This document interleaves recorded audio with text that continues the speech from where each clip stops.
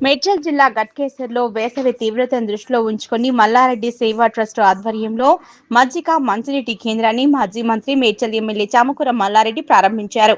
ఈ సందర్భంగా ఆయన మాట్లాడుతూ ప్రతి సంవత్సరం మాదిరిగానే ఈ ఏడాది కూడా ప్రయాణికులు ఎండదెబ్బకు గురికాకుండా ఉండేందుకు ఈ కేంద్రాన్ని ఏర్పాటు చేసినట్లు తెలిపారు. వేసవి వేడి నుంచి ఉపశమనం పొందేందుకు ప్రజలు మజ్జిగను వినియోగించుకోవాలన్నారు. ఈ కార్యక్రమంలో ఉమ్మడి గట్కేసర్ మండలానికి చెందిన బీఆర్ఎస్ నాయకులు, స్థానిక ప్రజలు పాల్గొన్నారు.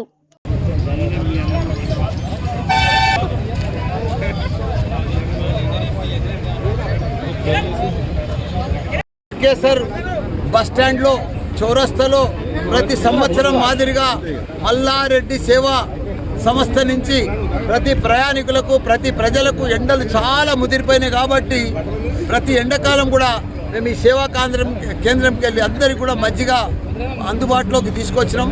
అందరూ కూడా ప్రజలందరూ కూడా మంచిగా మజ్జిగ తాగి ఎండకు మంచిగా అందరూ కూడా ఎండ ఉడదెబ్బ తలగొద్దని అందరికి కూడా మనవి చేస్తున్నా. ఈ ఎండ చాలా డేంజర్ ఎండ, అందరం కూడా కాపాడుకోవాలి. జై తెలంగాణ.